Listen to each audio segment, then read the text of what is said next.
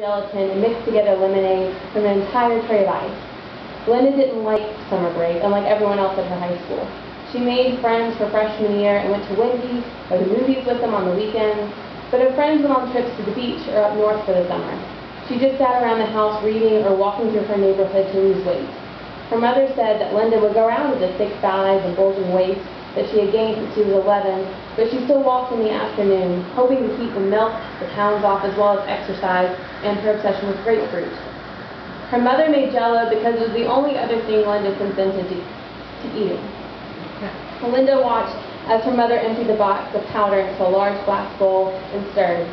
Linda liked the way that gelatin made her feel full, all of that water and flavoring into a solid food that wouldn't end up under her belly or cushioning her hip bones. When Linda was on her walk, sweat dripping from her forehead onto her eyelashes and the underarms of her shirt sticking to her skin, she imagined the skinny version of herself inside a cube of gelatin that shook and teetered. All of it was fat. A knife carved away the cube slice by fine slice until the thin person emerged to join her pretty friends and her shiny hair and slender legs to run into the waves of the ocean. The more she filled herself with Jell-O, the more she believed she would stop becoming like it. Section 3. Prove your worth in flavored sculpture. It was the first annual parent versus teacher contest sponsored by the PTA to raise funds for supplies. Every year there was a theme. Husbands bet on their wives to make the best gingerbread house or basket out of newspapers. In the small town she taught in, this was as close to the carnival as some people would get.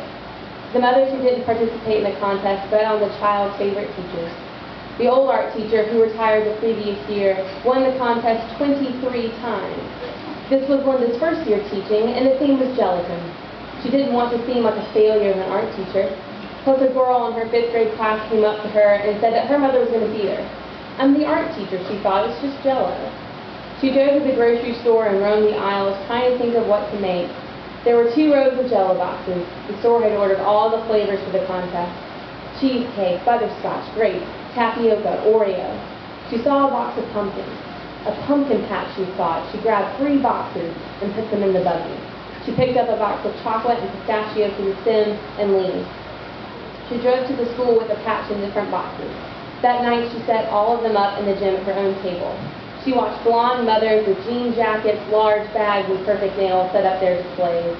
There was a garden, 3 different kinds of pie, large pendants made out of apricot, pineapple, and cherry, and one mother rolled in a mannequin that had a dress on made out of circles of watermelon. The girl from her 5th grade class walked up and said that she liked the pumpkin patch better.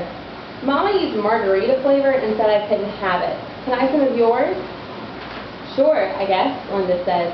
She looked over at the girl's mother and saw a box of Jell-O shots underneath the table of mixed berry dinnerware. Linda watched as people put nickels and dollar bills into the jar on her table. She looked at the different jars around the gym. There were only 2 others that were as full as hers. Thank you.